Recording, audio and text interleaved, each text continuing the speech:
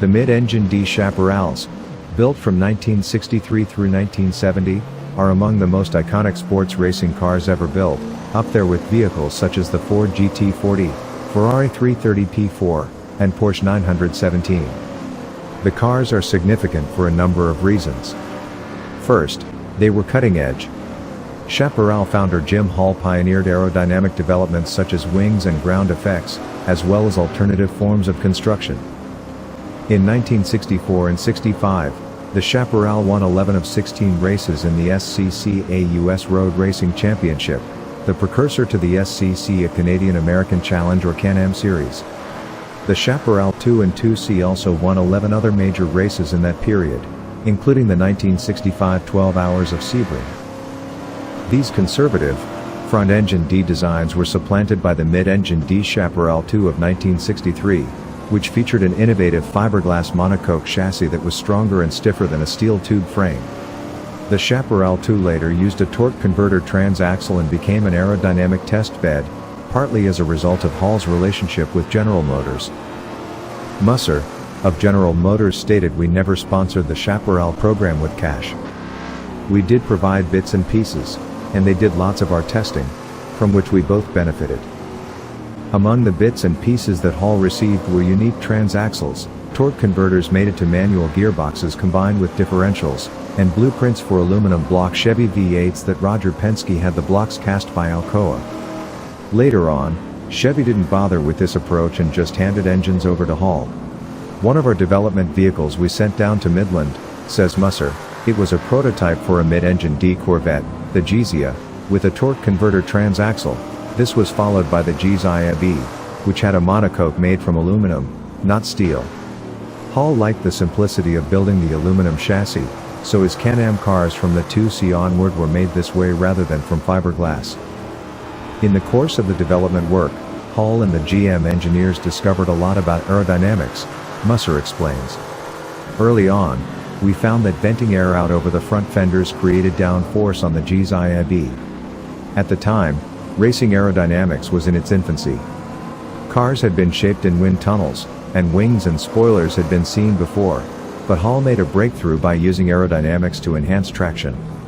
The original Chaparral 2 started out with a small ducktail rear spoiler at the back that got larger to counteract increases in front-end downforce. But as the spoiler became bigger, it increased drag and hurt top speed. When Hall made the aluminum chassis 2C at the end of 1965, the most remarkable feature was a large rear spoiler, which was controlled by a two-position lever housed in the space normally occupied by the clutch pedal.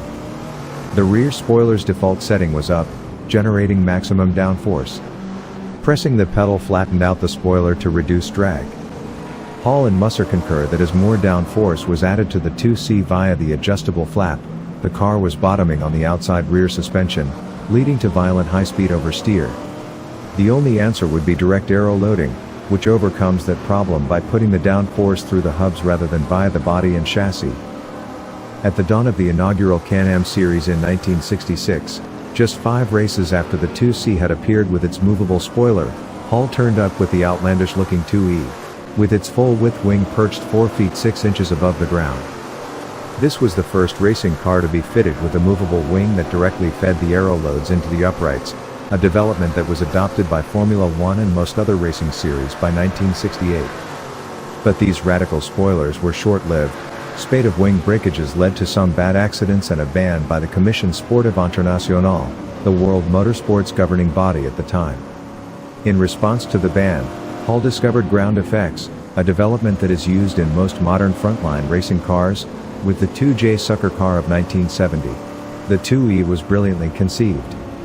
The wing was mounted high to get the cleanest airflow possible and sat at a 17 to 18 degree angle to generate 240 pounds of rear downforce at 100 miles per hour. According to Hall, that angle could be flattened to 4 or 5 degrees, depending on the racetrack. The radiators and the oil tank were repositioned at the back of the car to get as much weight as possible over the tail. Hall: "That was all done probably because we were Texans. We wanted to eliminate heat by moving the radiator from in front of the driver, and that gave us the freedom to do what we wanted aerodynamically at the front. And we also wanted better traction. The air that would have flowed into the radiator at the nose was used as a venturi tunnel to create additional downforce. The only problem with the movable rear wing was that if a driver flattened it on a straightaway, it created a scary imbalance between the amounts of downforce at the front and rear. Hall simply incorporated an aluminum flap that blanked off the front venturi tunnel when the driver pressed the left pedal. As soon as he hit the brakes at the end of a straightaway, the flap opened and the wing reverted to maximum downforce. The revolutionary aero package and the torque converter transmission aside, the rest of the 2E was mostly conventional. It had Girling disc brakes and a control arm front suspension with coilover shocks and an anti-roll bar. At the back, the car used 2 long trailing links per side, a reverse lower control arm, a top lateral link, and an anti-roll bar. The 450 horsepower, 327 cubic inch aluminum block Chevy V8 had 4 Weber 48 IDM carburetors. The 2E might have won the 6-race Can-Am series, but the car suffered teething troubles, and the team missed the first round because it was racing its 2D coupe in sports car events in Europe. Even so, drivers Phil Hill and Jim Hall were 4th and 5th in the point standings with a single win. The Chaparrals were the fastest cars, but their reliability was suspect. The 2E is probably the most famous car Chaparral made.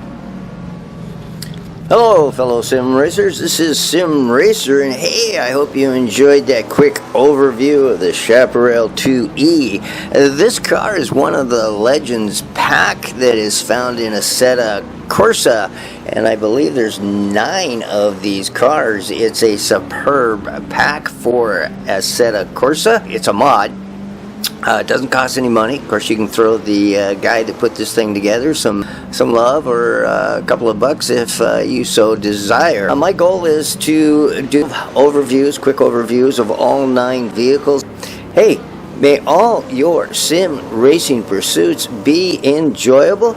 This is Sim Racer, and we will see you next time. And if you'd like, you can go ahead and punch that subscribe button. All right, we'll see ya. Bye-bye.